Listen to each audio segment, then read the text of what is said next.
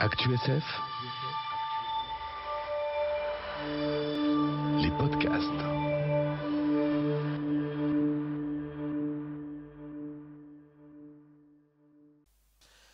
Bien, donc j'ai le plaisir aujourd'hui nous avons le plaisir aujourd'hui de recevoir Elisabeth von Harburg, qui était écrivaine, québécoise, puisque tu as passé plus de temps au Québec qu'en France, en fait, Oui. et tu as tout publié au Québec, en fait. J'ai pas tout publié au Québec puisque mes deux premiers ouvrages ont été publiés en France chez De Noël, Le silence de la cité et le recueil vrai. de nouvelles Janus. C'est vrai, oui, chante à moi. Et puis ensuite, je suis restée chez les Québécois pour être publiée, en particulier chez Alire, qui est le seul éditeur de genre au pluriel au Québec. Vraiment, ce machin marche. Ok. Et ça fait 45 ans cette année que je vis au Québec. Et j'ai donc passé pratiquement les 2 tiers de ma vie au Québec. Donc je me considère comme québécoise, même si je n'ai pas l'accent. Mais j'utilise beaucoup d'expressions. Voilà. Oui, mais justement, tu as une langue qui est la tienne, qui est particulièrement riche et travaillée, et dans lequel les emprunts à certains dialectes régionaux français ou au québécois ou à d'autres termes sont quand même... Excusez-moi. Les allergies, c'est épouvantable. Merci.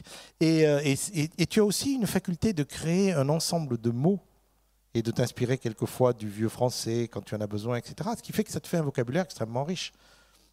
C'est presque le français englobant, si je puis dire. C'est-à-dire que ça dépend des histoires, en fait.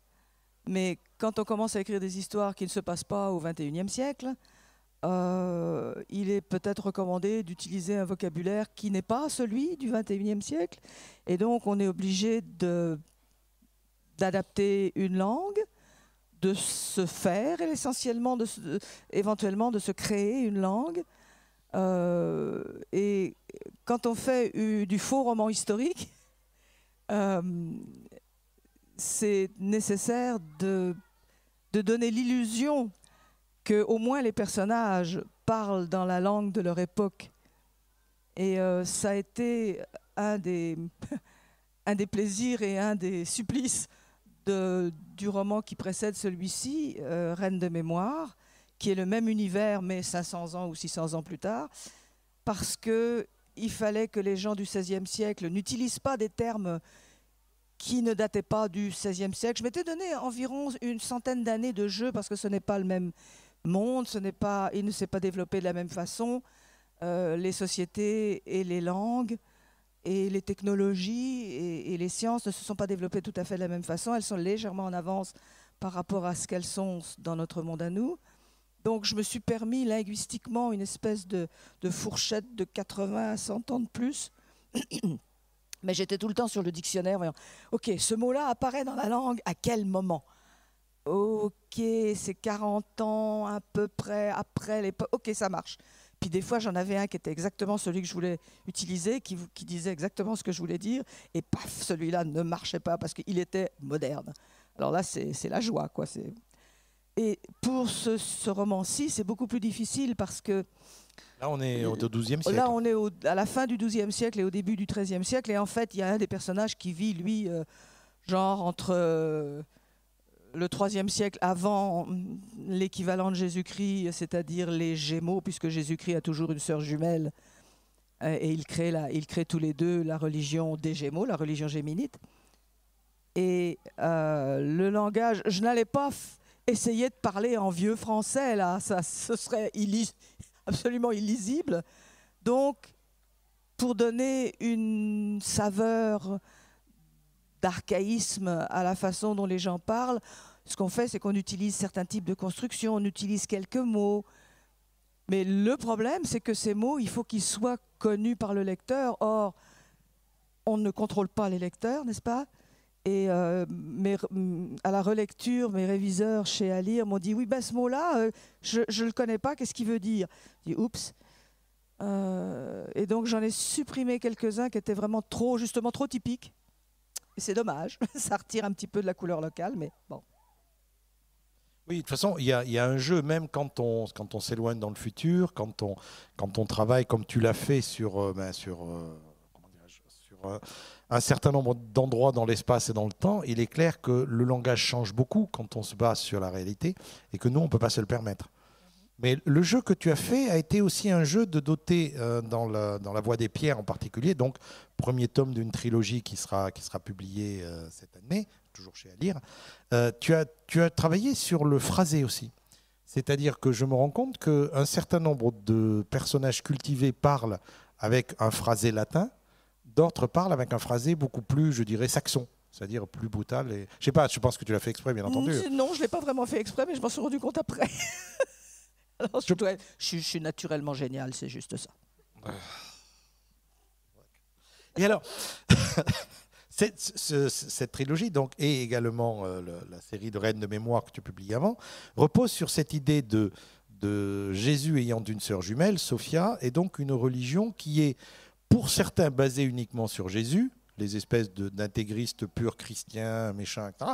Et les autres acceptant je dirais, la sœur comme étant équivalente et porteuse de cette espèce de magie de pouvoir qui est une magie guérisseuse, une magie enseignante, une magie transformatrice, et donc faisant un type de religion complètement différent. Et bien entendu, quand vous avez deux visions différentes d'une même religion, ça s'appelle un schisme, et ça génère des croisades, des bagarres, des trucs, etc. Bon. Et en fait, ce que tu as adoré, c'est faire le conflit. Le conflit. Non, ce qui m'a intéressé, c'est de voir le choc des cultures, qui n'est pas nécessairement un conflit. Ah si. Mais non. Et je te rappelle quand même qu'ils se mettent un peu sur la gueule dans la trilogie quand même. Je l'ai lu. Je veux dire, il y a des croisades un peu quand même. Il y a une croisade, et cette croisade justement est une occasion où les chrétiens, qui sont la secte schismatique, qui déteste la magie, qui pense que Sophia n'était pas la sœur de Jésus, que c'est une horrible sorcière qui a dévoyé le Christ et il brûle les sorciers, etc. etc. Ça devait être une chaudasse. Les chrétiens, oui, non, ils ne sont pas gentils, mais enfin bon, pour eux, ils sont parfaitement dans leur bon droit. Bon, la croisade est l'occasion où les chrétiens et les géminites décident de l'union sacrée, parce que Jérusalem est en danger, attaquée par les Perses. Et donc, le roi anglais de l'époque, qui est plutôt pour la paix et une certaine harmonie entre les peuples, indépendamment de leur religion, et surtout que c'est meilleur pour le commerce, ce roi réussit à convaincre son peuple et ses vassaux, avec l'aide du pape qui a eu une vision justement de cette union sacrée. Il réussit à réaliser cette union sacrée. On a la trêve de Jérusalem. Et c'est pendant tout le premier volume, en tout cas, et même le deuxième, la trêve de Jérusalem n'a pas été dénoncée. Donc il n'y a pas de conflit ouvert. Okay ? Mais c'est sûr que les vieilles habitudes vont reprendre le dessus. On va recommencer à descendre ces pentes habituelles et ça va se gâter. Mais ce qui m'intéressait, c'était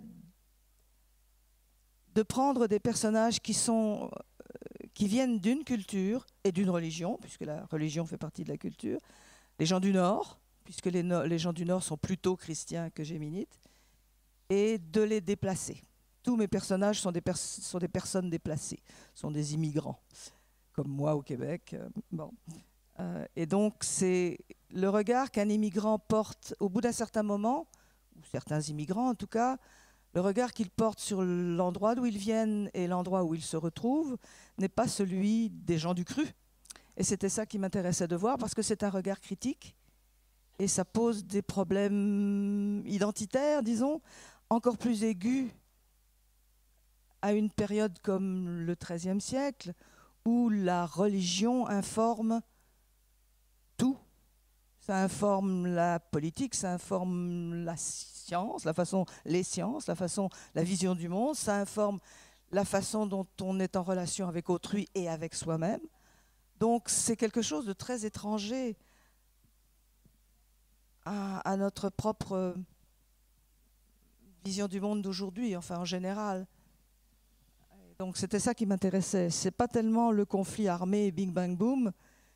C'est la notion de source unique source unique d'information qu'on met à l'épreuve en se déplaçant vers d'autres sources uniques d'information. Voilà, c'est ça. Et à ce moment-là, les sources d'information deviennent plurielles et c'est là que le bordel commence.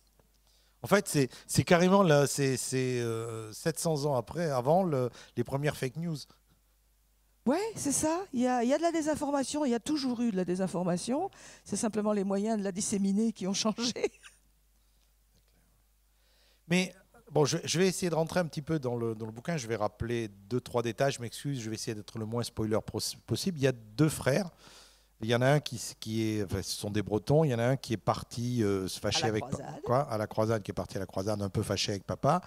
Et puis papa, sur son lit de mort, demande au cadet, disant bon, il faudrait quand même que tu ailles récupérer ton frangin parce que c'est lui l'héritier, c'est lui l'aîné. Et même quoi? C'est pas pour cette raison-là. C'est aussi parce que c'est parce que le père a peut-être une vision, ou c'est peut-être son remords d'avoir renié son fils, mais il lui dit il se perd, il va se perdre, ramène-le avant qu'il soit perdu. C'est pas une question d'héritage, c'est pas une question de lignage, c'est pas une question de c'est lui l'aîné, c'est pas du tout ça.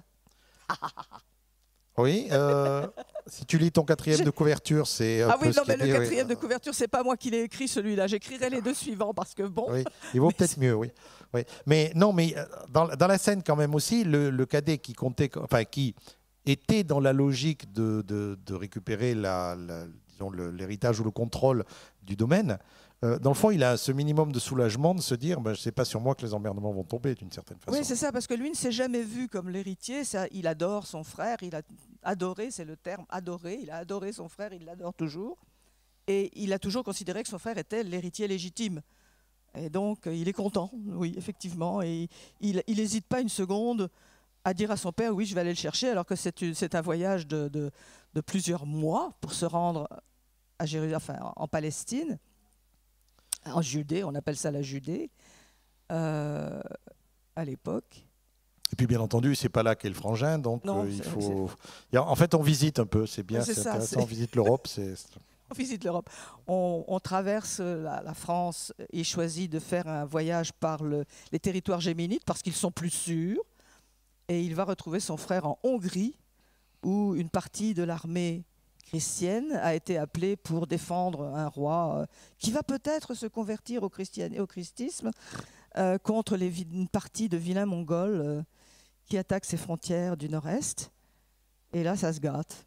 Parce que 10 ans se sont passés, ou 12 ans, je ne me rappelle plus déjà, entre le moment où il a quitté son frère est parti et son frère a changé, n'est-ce pas, et pas forcément de la façon dont il aurait aimé qu'il changeât. Et ça devient un petit peu horrible. Ça devient un petit peu compliqué, effectivement, parce qu'il y a évidemment des péripéties tragiques qui se produisent. On est malheureusement obligé d'avoir des péripéties tragiques dans ce genre de choses, et ça entraîne que la restructuration des rapports familiaux est permanente. Or, ça, si je puis me permettre, c'est quand même une des constantes de ton œuvre dans un certain nombre de bouquins, le fait que les fratries en particulier, mais aussi les rapports familiaux au sens large, sont des terrains extrêmement mouvants dans lesquels on a le sentiment qu'on est amené, si on ne fait pas l'effort de les redéfinir, ils s'effondrent sur leur propre poids. Oui, c'était un des motifs de Hôtel Olympia, par exemple. Oui. Et puis, bien sûr, de Reine de mémoire. On tient toujours pour acquis les liens familiaux, mais en fait, ce sont des liens entre des personnes, et ces personnes ont chacune leur propre histoire dont elles sont le héros ou l'héroïne, et elles ont leur propre vision d'elles-mêmes, et surtout, elles changent. Elles changent, et quand on est en relation constante avec quelqu'un, on ne le voit pas forcément changer, mais s'il y a une séparation, et avec, entre-temps, des événements plus ou moins traumatisants, pour l'une des personnes, on risque d'avoir des surprises ou des mauvaises surprises. De toute façon, curieusement, moi qui suis fille unique, c'était un des motifs de mes histoires, des histoires que je me racontais quand j'étais petite.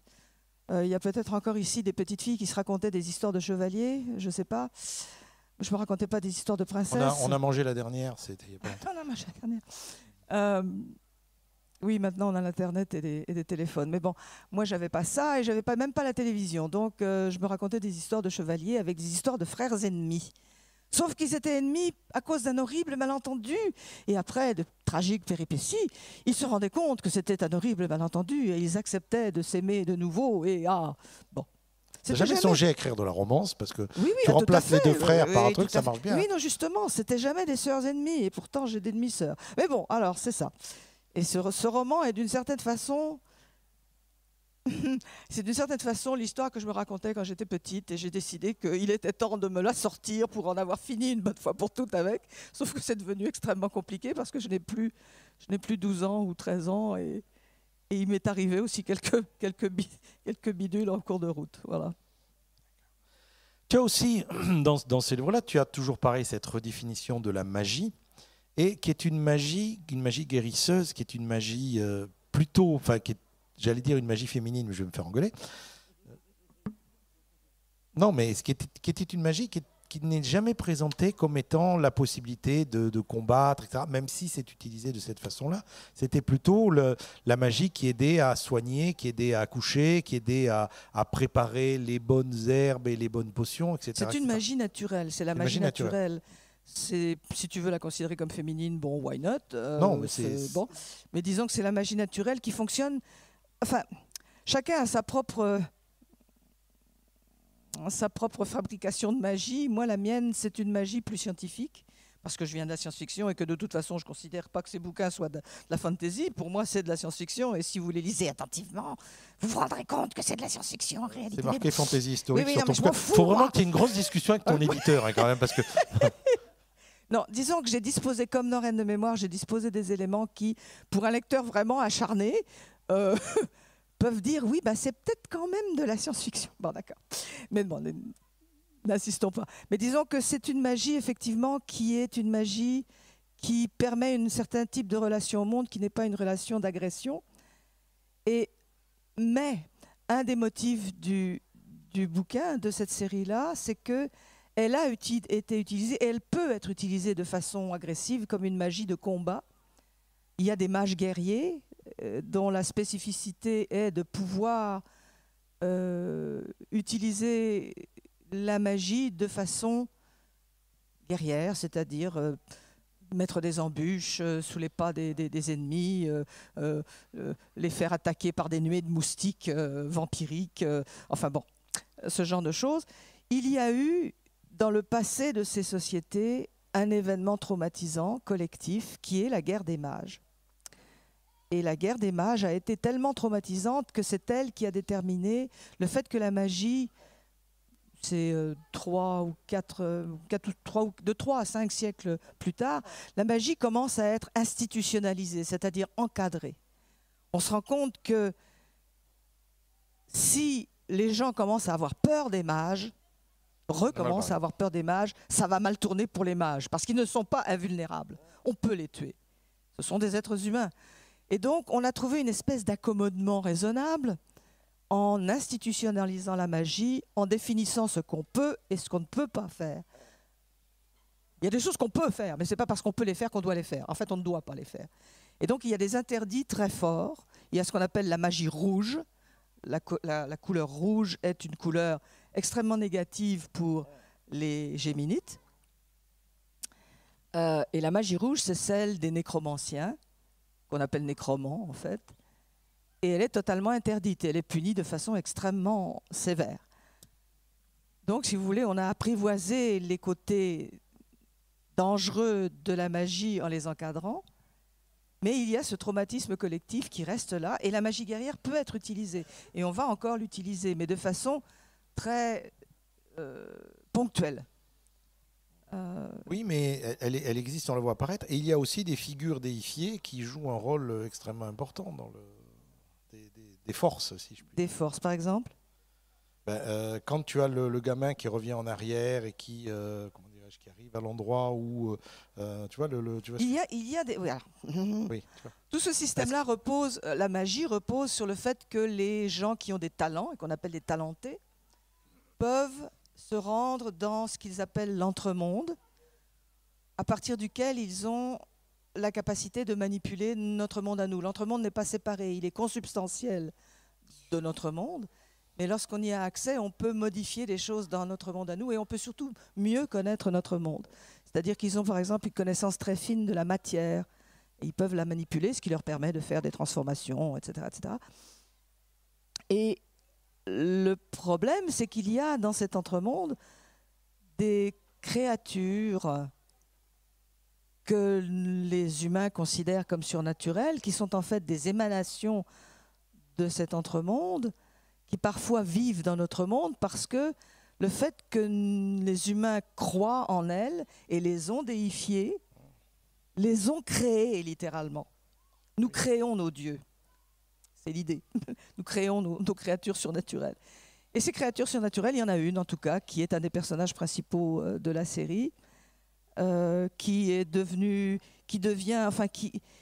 est un personnage tout à fait négatif au départ, mais à un moment donné, elle va se fusionner avec une humaine.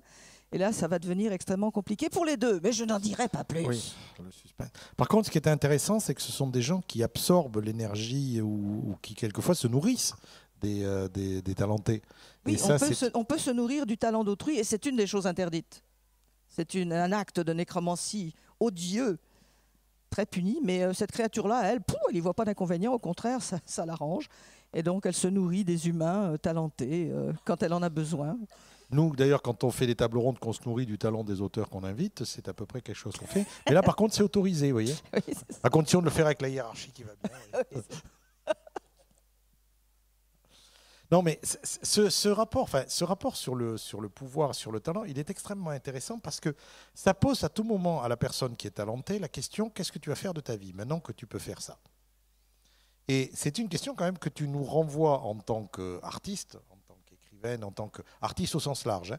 C'est, puisque tu as ça, puisque tu as entre guillemets ce don ou cette capacité de faire, que vas-tu en faire? Que vas-tu décider de devenir pour pouvoir en faire? La grosse différence entre Reine de mémoire, je me rends compte, entre Reine de mémoire et cette nouvelle série, c'est que dans Reine de mémoire, on a les talentés vus par eux-mêmes. Oui. Alors que dans La Voix des pierres, aucun des personnages principaux n'est réellement talenté.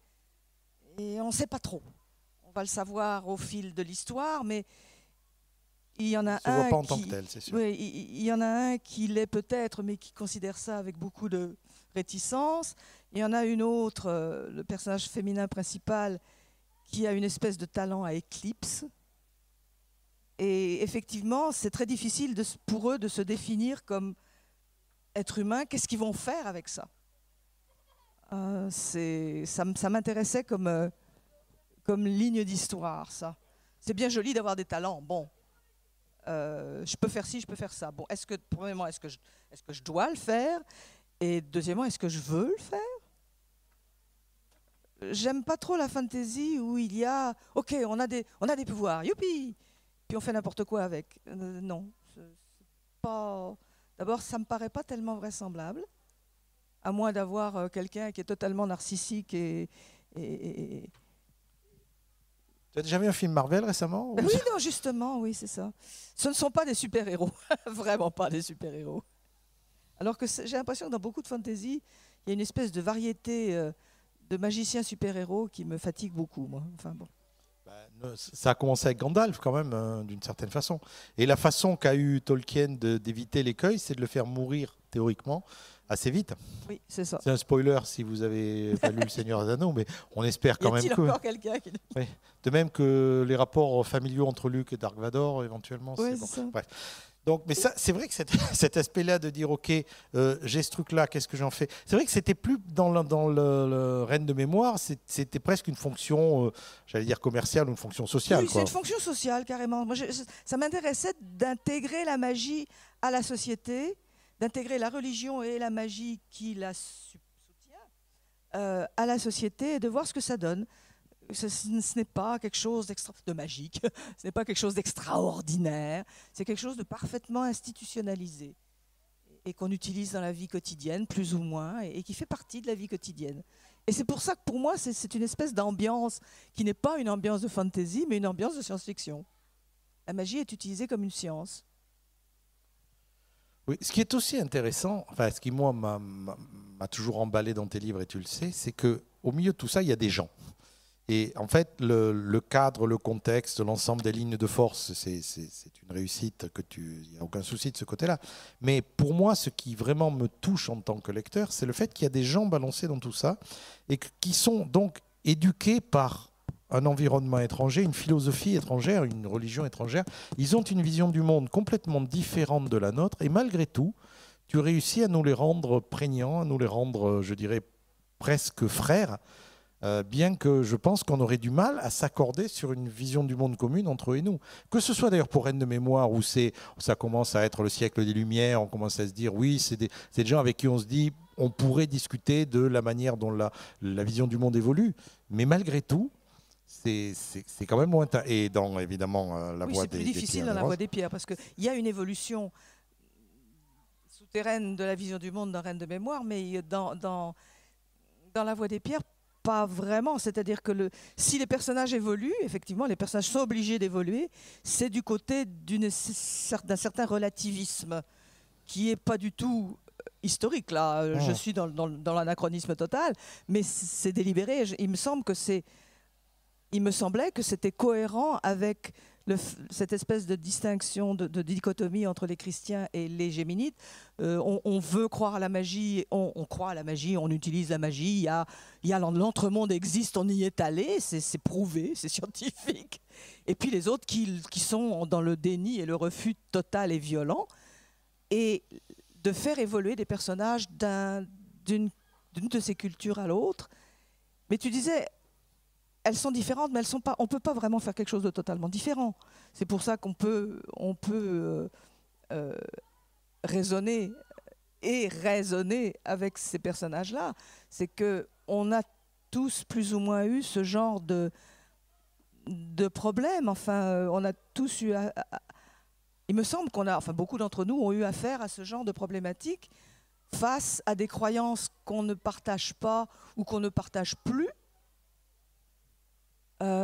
Chez des gens qu'on aime. Donc c'est quelque chose à quoi on peut se raccrocher. L'essentiel des gens que l'on croise, je dirais, dans nos vies quotidiennes, hein, sauf si on passe notre temps à voyager dans des régions reculées, sont des gens dont, on veut dire, l'inconscient est structuré par à peu près les mêmes forces que nous. C'est ça, oui. Ce qui, dans le cas particulier de la voie des pierres, n'est pas le cas. La religion structure leur inconscient et leur rapport au monde d'une manière extrêmement étrange et fascinante et forte, mais très distincte de nous. C'est-à-dire que très vite, on serait sur l'incompréhension globale parce que c'est juste que leur monde n'est pas le nôtre. Ouais. Et pourtant, ça fait d'eux des gens à qui on s'attache énormément. Ah bah tant mieux. Ouais. Personnellement, moi j'en aurais adopté un ou deux pour amener à la maison, il n'y a aucun problème.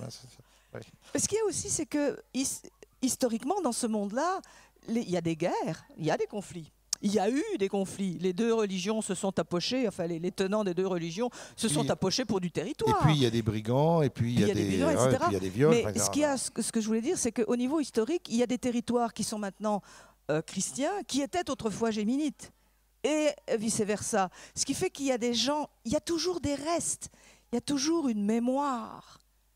C'est bien important le thème de la mémoire pour moi, la devise du Québec, et je me souviens, ils se souviennent très mal, mais ça fait rien, c'est une devise qui m'a toujours beaucoup plu, et je me suis dit quand je suis arrivée au Québec, tiens, il y a comme une parenté. Il y a comme une parenté.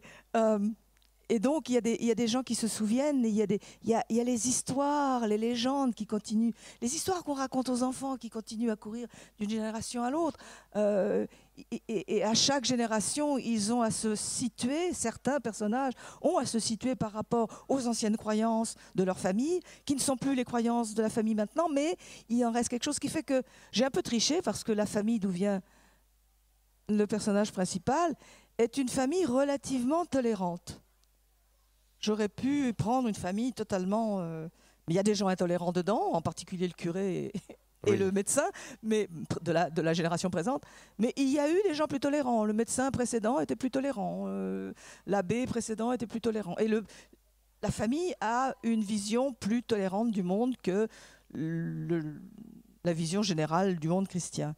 Et dans ce maillage de baronnie, de comté, etc., tu as ceux qui sont tolérants ou acceptants, ceux qui sont beaucoup plus brutaux, etc. Enfin, comme ça se passait au Moyen-Âge. Oui, c'est ça. C'était... Tu avais ceux qui basculaient de côté, qui basculaient l'autre. Et entre voisins, quelquefois, c'était un peu heurté, hein, c'est clair. Tu as aussi joué avec le fait que, par des artifices que je ne détaillerai pas, on arrive aux sources de la légende et cette fois, on la vit. C'est-à-dire que ce qui est vécu comme une légende au XIIe siècle, enfin, au tournant du XIIe, XIIIe, par les gens qui gardent des souvenirs, des contes racontés des grands-mères, etc., tu balayes, enfin, tu reviens vers l'époque où ça se produisait, et à ce moment-là, on s'aperçoit effectivement que le fond de vérité, il est parfaitement... Ouais, c'est ça, c'est le rapport entre le vrai et le réel. C'est quelque chose qui m'a toujours chicoté, dérangé, perturbé. Je viens d'une famille où les légendes familiales ont été très prégnantes dans mon enfance. Et je me suis rendu compte en grandissant qu'elles n'étaient pas forcément vraies. Elles n'étaient pas forcément réelles. Et j'ai pensé qu'on m'avait beaucoup menti, et je crois qu'on m'a menti en partie, mais que pour les gens qui me racontaient ces histoires, mes parents pour ne pas les cacher, c'était leur vérité à eux. Et ça devient extrêmement délicat de se situer par rapport à ça. Et l'idée quelle partie de vrai il y a dans les histoires qu'on nous raconte ou qui se racontent, c'est un motif qui m'a toujours fascinée. On appelle ça l'évémérisme quand on veut faire joli. C'était cette théorie antique qui disait que dans tous les mythes et légendes, il y a un fond de réel. C'est vrai, il y a quelque chose qui est vraiment arrivé et qui a constitué le petit grain de sable autour duquel la perle s'est constituée. Et ça m'a toujours fasciné parce que le grain de sable dans la perle, je trouve ça fascinant, moi. Et c'est un motif, je crois, qui revient dans presque tout ce que je raconte. Et ça revient encore. De toute façon, je radote, je raconte toujours la même chose. Il y a juste les lecteurs qui ne s'en rendent pas compte. L'astuce, c'est à chaque fois de changer de siècle, comme ça on se dit c'est génial. Ouais. Mais cette quête de la vérité, je me rappelle le Tyrannael aussi, qui est quand même de ce côté-là un ensemble absolument spectaculaire. C'est de la science-fiction. Ouais, comme ça, non, tu disais? C'est vraiment de la science-fiction. Ah, parce qu'il y en a un autre qui n'est pas vraiment. C'est-à-dire que c'est celui qu'on considère comme étant de la science-fiction vraiment pure et dure. C'est une histoire de planète sur 1000 ans. Bon, alors, c'est vraiment de la science-fiction, quoi. Mais le travail, effectivement, sur la manière dont le monde se construit, sur les croyances de ce monde se construisent et sur comment on va tomber d'accord sur un ensemble de choses, ça a été quand même, c'était assez extraordinaire. Enfin, là, je dirais, tu triches un peu au sens où tu dis, il y a une force unificatrice en termes de communication de la vérité qui est la religion. Soit l'une, soit l'autre, c'est pas la même. Mais elle fournit un ensemble dit cohérent et assez complexe, permettant de répondre à pratiquement toutes les situations, même si tu passes ton temps à voir des personnages, en général des femmes, et en général des femmes un peu âgées, qui sont en permanence en train de se dire qu'est-ce qu'il y a de vrai là-dedans, et vers où on pourrait aller pour aller un petit peu plus loin. Des femmes plus âgées, pas tellement dans La Voix des Pierres. Plus âgé, oui, Arwen, bien sûr, d'accord. Oui, bien sûr, c'est plus... un petit peu plus âgé, effectivement. Oui, non, je veux dire, c'est pas les petits... Elle a un regard biaisé sur tout le fourbi. Oui, mais c'est l'intérêt. L'intérêt, c'est que tu n'as pas les jeunes chez nous qui partent en quête de la vérité. Tu as plutôt les gens qui ont vécu pendant pas mal d'années avec cet ensemble cohérent, qui l'ont vu et qui l'ont fait fonctionner, qui à un moment donné se grattent la tête en disant est-ce qu'il n'y a pas autre chose derrière? C'est l'expérience de toute... Enfin, j'ai l'impression que c'est l'expérience de toute personne déplacée. Parce qu'elle est sortie de son contexte, elle est sortie du modèle consensuel de la réalité sur lequel elle a grandi, enfin qui l'a formée, et elle a affaire à un nouveau modèle consensuel.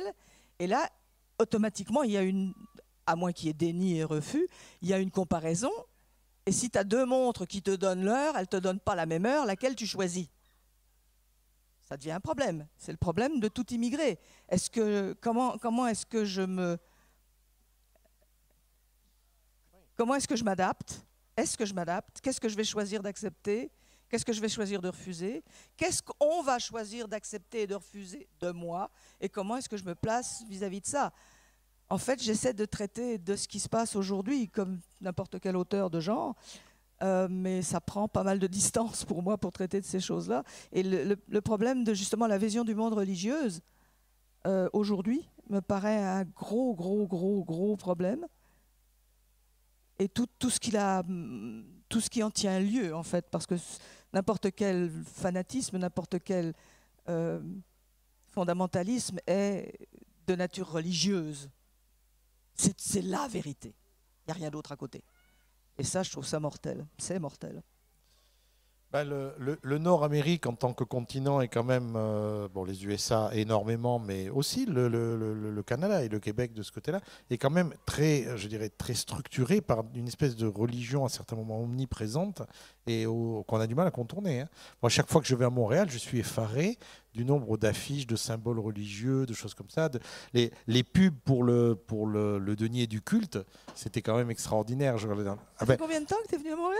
Ça fait, ben là, il y a 3 ans de ça. Il y a 3 ans de ça, à Montréal, il y avait pour la publicité, à peu près à cette époque-ci, vers Pâques, donc pour le denier du culte, il y avait une publicité énorme qu'on voyait très souvent dans la ville qui montrait le Christ crucifié, puis vraiment en douleur, et ça disait, lui, il a déjà donné. Bah, c'est pas mal ça. C'est bien, mais ce que je veux dire, c'est que en France, la réaction normale quand on passera là-dedans, c'est beaucoup de gens éclateraient de rire. Là-bas, ça n'avait pas l'air d'être le cas. Bah oui, moi j'ai éclaté de rire quand j'ai vu, je me rappelle cette pub, effectivement. Mais il faut comprendre que le Québec a fait son aggiornamento, je veux dire, a lâché les curés et machin, dans les années 70. Et que la génération des curés et sœurs défroqués est encore là. Donc la réaction anticléricale au Québec est quelque chose de beaucoup plus fort qu'ici, où ça fait 2 siècles quand même si on essaie de recommencer ou vaguement. Bon, ça fait 2 siècles qu'on s'est débarrassé de tout ça, plus ou moins. Bon, 1905, on a eu le temps de... c'est un siècle et... Oui, un siècle, bon, mais enfin, disons que ça a commencé à la fin du XVIIIe siècle. Et que, ça fait pratiquement 5 générations, c'est sûr. Oui, bon, bah là, ça fait 1 génération et demie, 2 générations à tout casser. C'est important, ces questions de génération, parce que une société, c'est l'ensemble de ses traumatismes.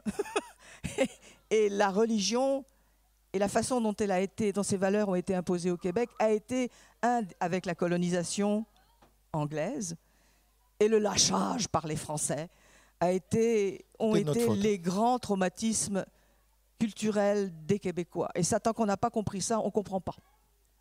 Et moi, ça m'a pris, ça fait 45 ans que je vis au Québec, mais ça m'a pris...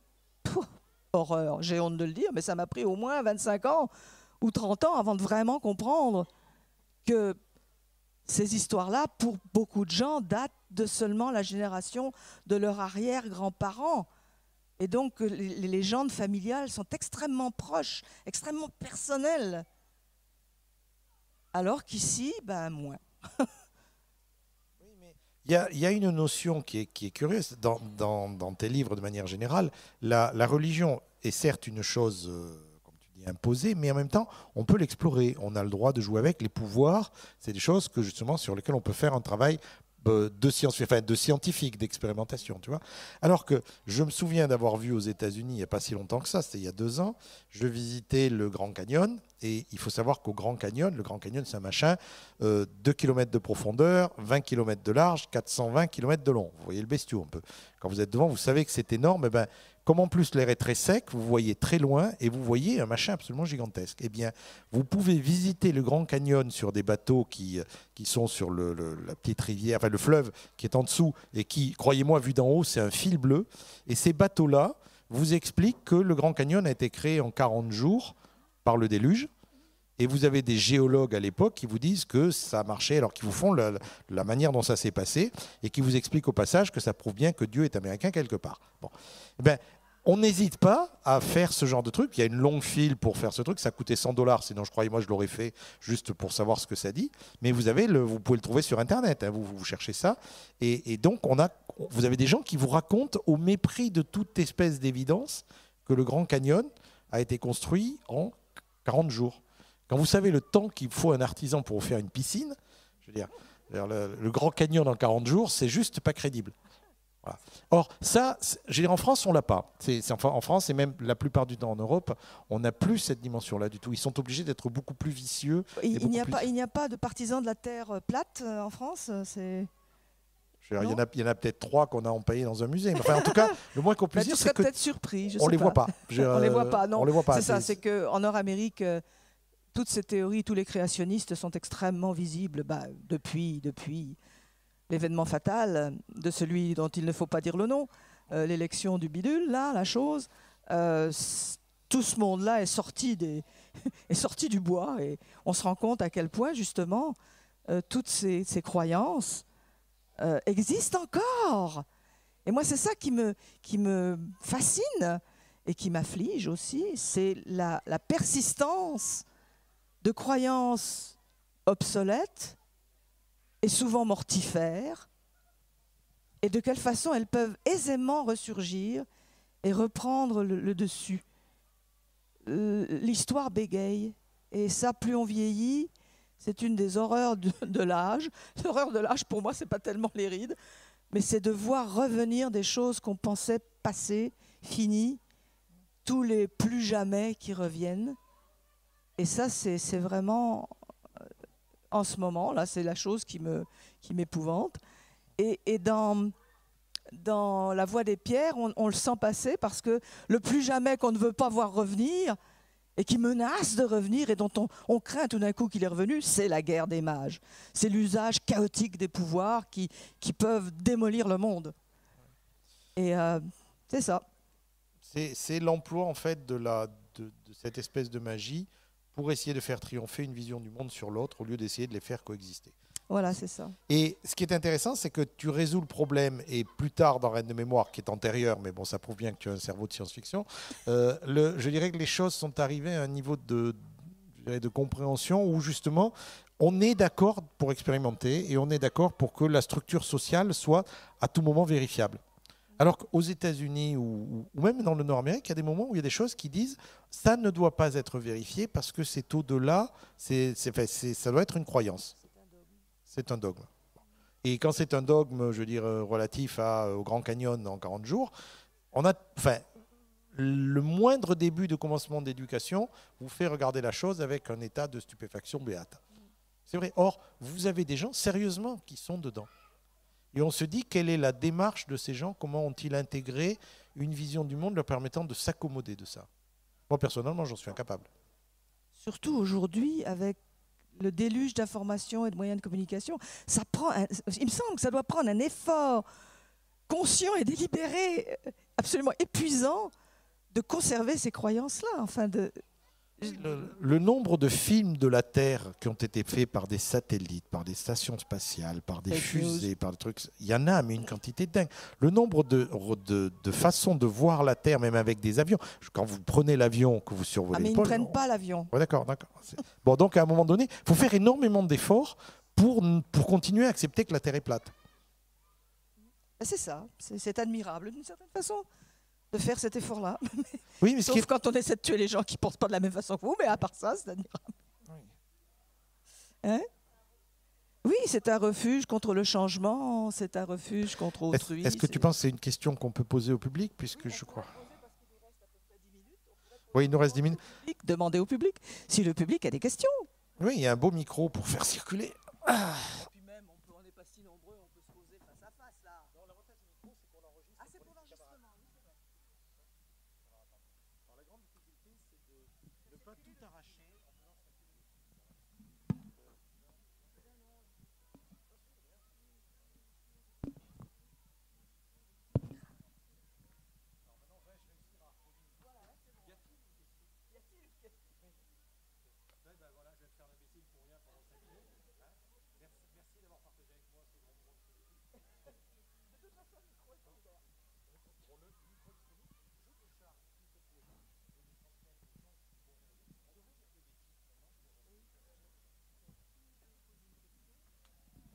Oui, parce que de toute façon, tout ce qu'on a dit là, c'était pas vrai.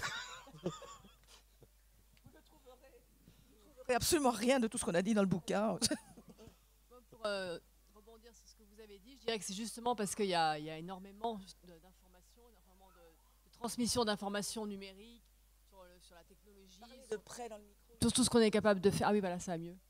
Tout ce qu'on est capable de faire technologiquement, ça donne le vertige justement aux gens qui n'arrivent peut-être pas à suivre. L'explication plutôt, elle est peut-être là, en fait. C'est pas qu'ils n'arrivent pas à voir ce qui est évident, c'est que ça leur fait peur.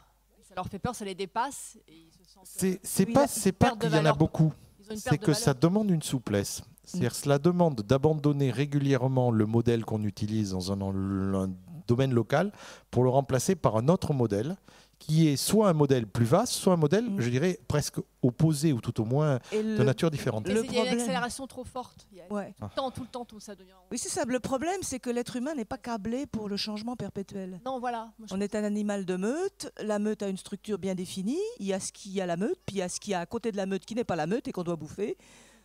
Mais c'est pas parce qu'on est un animal qu'on n'a pas, justement, on n'est pas devenu humain en dépassant ces choses-là. Et on peut les dépasser. Seulement, ça demande effectivement un effort. Et la peur est un motif, enfin je veux dire, est une pulsion tellement forte, aussi bien au niveau des individus que des sociétés que constituent ces individus, que ça me semble un moteur extrêmement intéressant dans une fiction, parce que la peur de l'autre, la peur du changement... La peur de la perte d'identité. Oui, la peur de la perte d'identité. Et ce que j'aime bien dans mes personnages, c'est que, ok, ils ont à un moment donné des flottements identitaires, et pour eux c'est très grave, parce que comme je disais, la religion au Moyen-Âge, c'était vraiment quelque chose d'essentiel dans la constitution de la personne. Ils ont des flottements identitaires, mais ils arrivent à les surmonter. Ils arrivent à les surmonter parce qu'ils ne sont pas seuls. Ils ont un entourage, ils ont des relations avec autrui, ils ont un système de sécurité. Même si c'est juste une personne, comme pour le personnage principal masculin, il y a au moins une personne sur qui ils peuvent compter pour les mettre à la terre, les grounder, comme on dit au Québec. Parce que là, il y a trop de personnes qui se sentent complètement laissées pour compte dans cette course à la technologie, dans cette course à la connaissance. Et c'est ceux-là qui, justement, ne sont pas aidés pour le comprendre, pas accompagnés, et qui ne vivent ça que comme une dépossession, en fait. Une dépossession de leur identité, de leurs racines inconscientes. Mais heureusement, ce n'est pas un problème qui se pose véritablement dans La Voix des Pierres, ni même dans Reine de mémoire, d'une certaine façon, parce que, justement, la connaissance, pour les Géminites en tout cas, la vision consensuelle du monde, irriguée par le fait que la magie existe et qu'elle est utilisée, est une chose très répandue. Ils n'ont pas s'y adapté, c'est de même. Et pour les chrétiens, d'une certaine façon, c'est la même chose. Eux aussi ont leur système de sécurité. C'est pas de même. Donc, ils ont l'un et l'autre leur système de sécurité. Le problème, c'est quand ils arrivent au contact les uns des autres, évidemment. C'est toujours... Et c'est ça, c'est le problème du contact entre les cultures, qui est le grand problème et qui est le grand problème de nos sociétés aujourd'hui et qui va devenir de plus en plus un problème.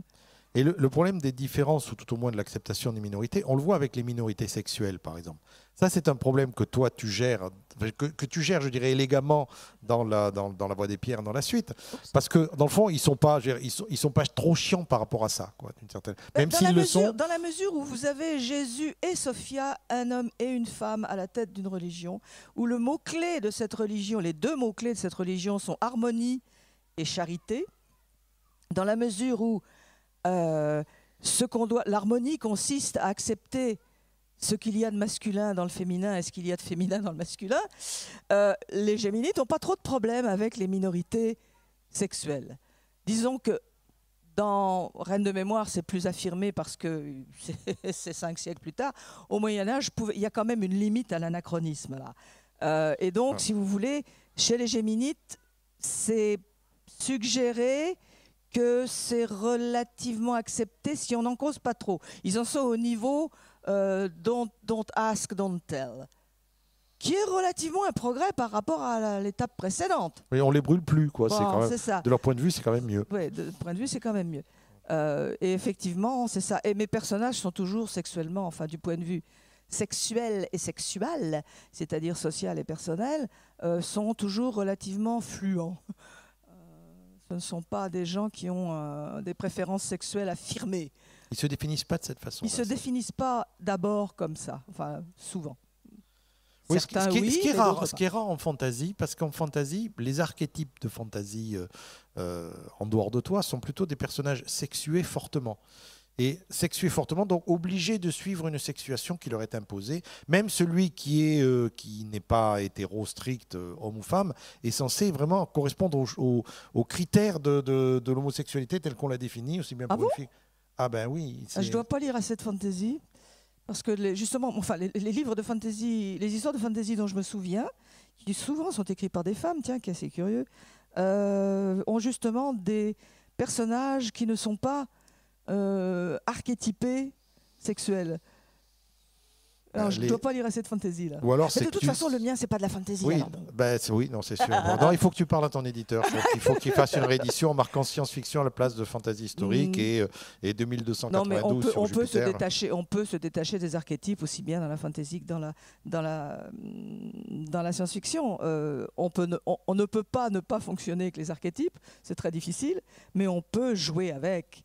Donc, on peut jouer avec, et puis il y a effectivement toute une nouvelle génération d'auteurs, d'autrices, d'écrivaines qui ont, en particulier aux États-Unis, qui ont essayé de renouveler le genre de cette façon-là.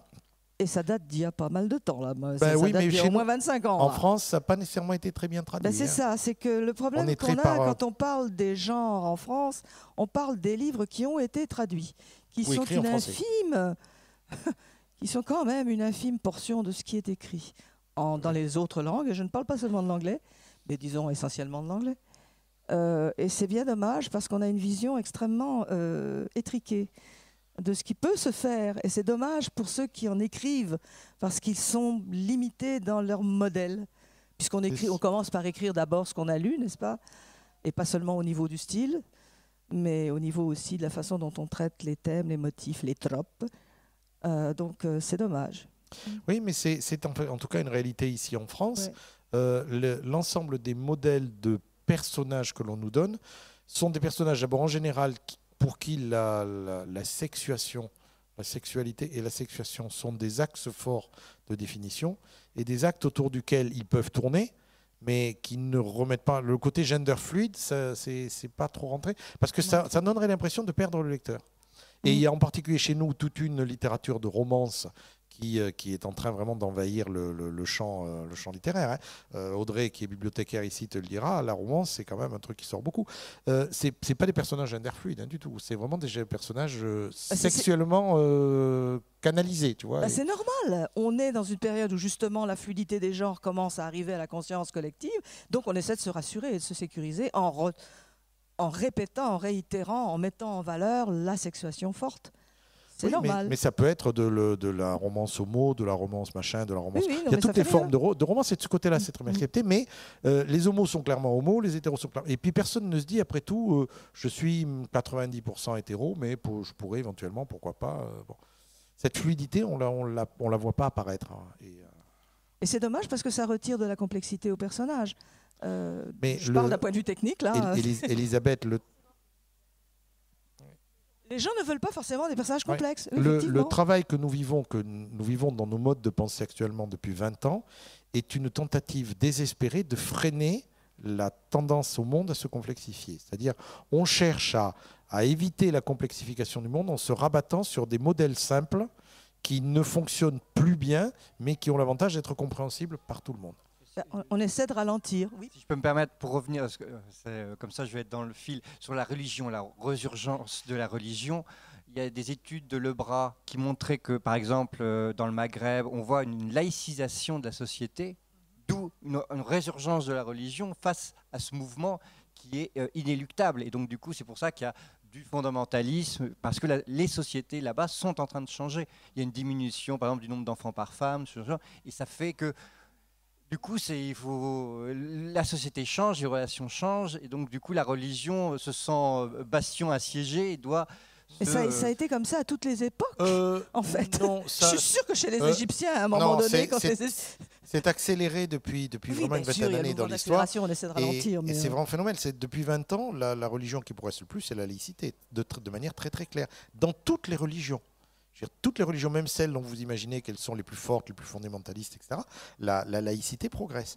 Et la laïcité, vis-à-vis des fondamentalistes, a une attitude qui est très particulière. Elle dit « je les ignore.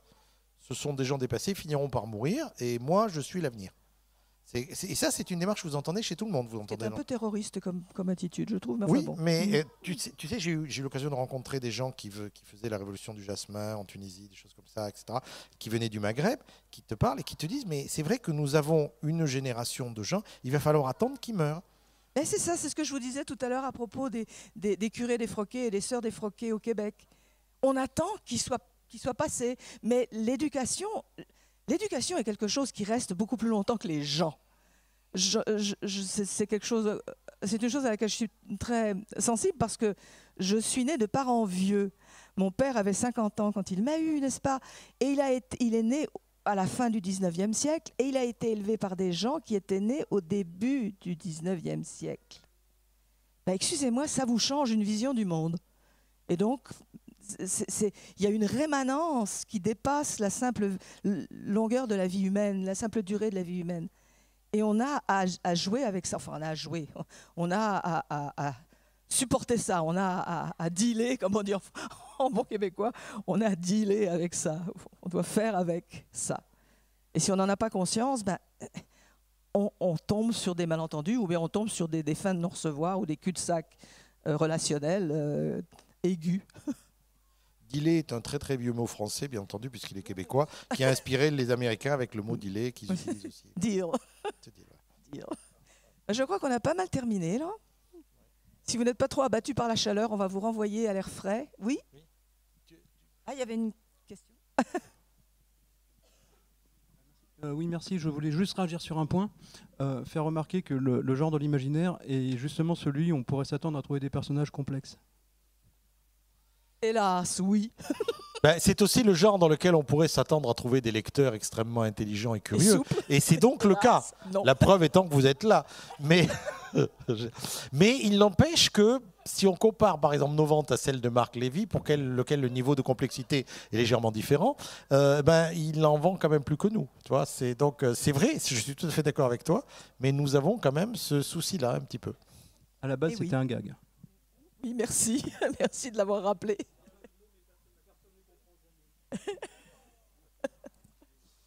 Bon, bah, écoutez, merci d'avoir assisté à ça, merci d'avoir résisté à la chaleur, merci à Elisabeth de nous avoir donné envie. Et donc, vous retrouverez son livre sur le centre, sur la bulle.